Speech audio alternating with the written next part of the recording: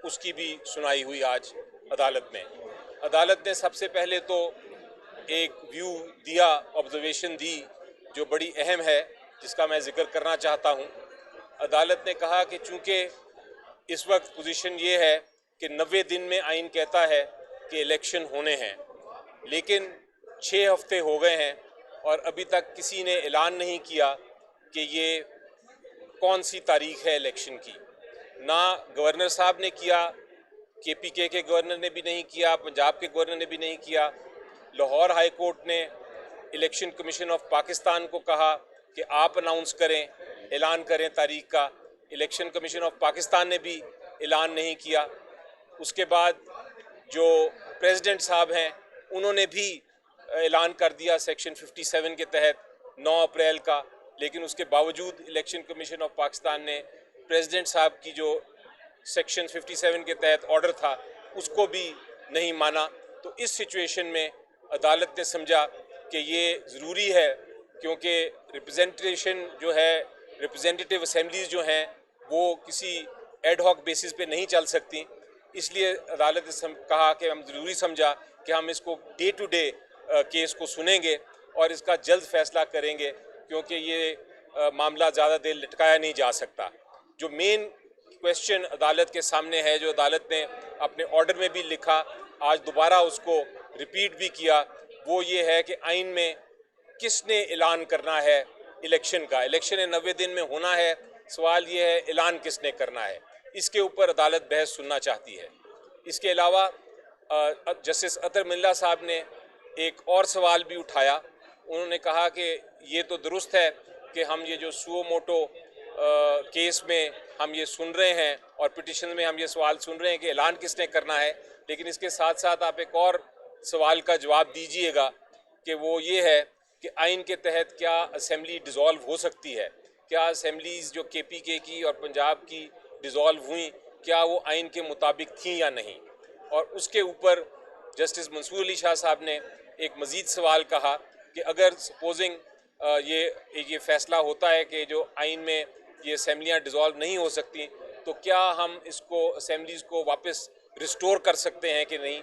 इसके ऊपर भी कानूनी बहस होगी, जिसका मैंने जवाब दिया था कि ये सारे इन सवालों के जवाब आइन में लिखे हैं और ये इंशाल्लाह जब ये समाअत शुरू होगी तो हम आइन में उसका जवाब देंगे आइन के मुताबिक और कानून के मुताबिक। जहाँ तक नोटिस का ताल्लुक है, अदालत ने कहा कि हम PDM की जो जमातें हैं उनको भी नोटिस करते हैं, जो बार काउंसिल है उनके वाइस चेयरमैन को भी करते हैं नोटिस, क्योंकि वो स्टेक होल्डर्स हैं और उन स्टेक होल्डर्स को भी हमने सुनना है।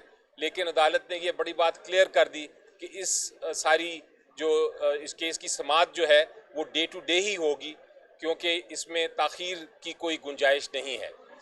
ये पोजीशन थी जो आज का केस सुना गया। उसमें जस्टिस मंदोखेल साहब ने भी एक इजाफी नोट भी दिया, जहां उन्होंने suo motu exercise of power के ऊपर जो है वो एक अपना नोट दिया कि ये किस सूरत में होनी चाहिए या नहीं होनी चाहिए। वो नोट भी एक इजाफी नोट अभी आ जाएगा जब डिटेल्ड आज की प्रोसीडिंग्स का ऑर्डर आएगा। जी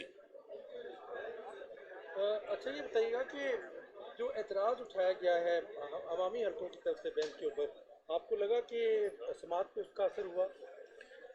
जी बिल्कुल नहीं, क्योंकि अदालत ने तो अपना फैसला करना है। 9 मेंबर बेंच है, हर जज अपनी अपनी सोच रखते हैं और ये सारा, चूँकि जिस तरह चीफ जस्टिस साहब ने अपने ऑर्डर में भी कहा, ये सारा जो केस है ये एक शॉर्ट पॉइंट है और आइनी पॉइंट है। इस पे आइन और कानून की तशरीह है, उसकी इंटरप्रिटेशन है, उसको ही फैसला करना है। तो कोई भी जज बैठे, इसमें किसी को एतराज़ नहीं होना चाहिए, क्योंकि फ़ैसला आइन और कानून के मुताबिक होना है। आइन में आर्टिकल 224 मेरी नज़र में बहुत ही वाज़े है, बहुत ही क्लियर है। वो कहता है कि इलेक्शन को 90 दिन में होना है। अब अगर इलेक्शन अनाउंस किसने करना है, उसका ऐलान किसने करना है, सिर्फ ये सवाल है। और अगर ये तो हो नहीं सकता कि कोई ऐलान ना करे और 10 साल तक आप एड हॉक बेसिस पे एक केयर टेकर गवर्नमेंट को चलाएं और इलेक्शन ना कराएं, तो किसी ना किसी को तो ऐलान करना है और अदालत ने यही फैसला करना है कि किसने ऐलान करना है इस इलेक्शन की डेट का।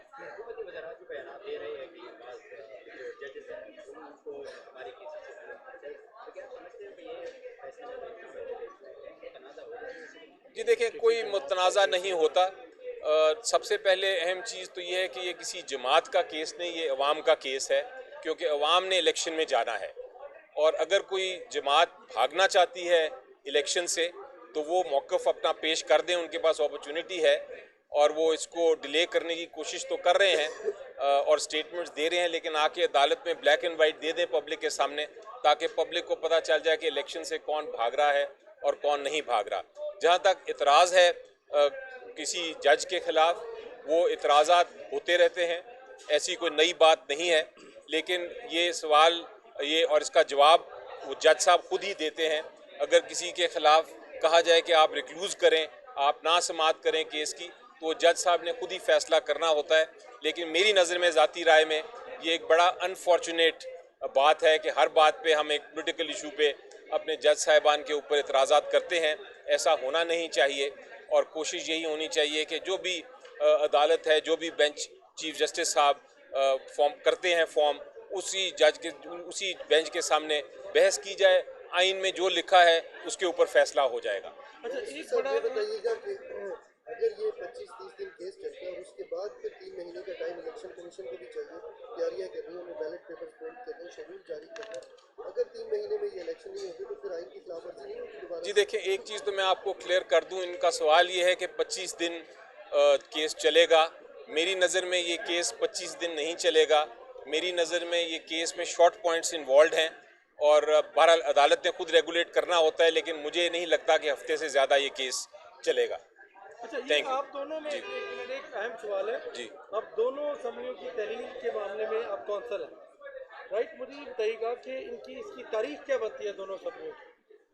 जी देखिए, 90 दिन जो हैं हमारे मुताबिक पंजाब असम्बली की, तो 13 तारीख को आखिरी 90 दिन पूरे हो जाते हैं। इलेक्शन उससे पहले पहले होना है, 13 अप्रैल। और जो शायद केपी की असम्बली है, उसकी शायद 16 बनती है, 16 अप्रैल आखिरी तारीख बनती है। तो प्रेसिडेंट साहब ने इसीलिए दोनों का एक दिन मुकर्रर किया इलेक्शंस का, और वो है 9 अप्रैल।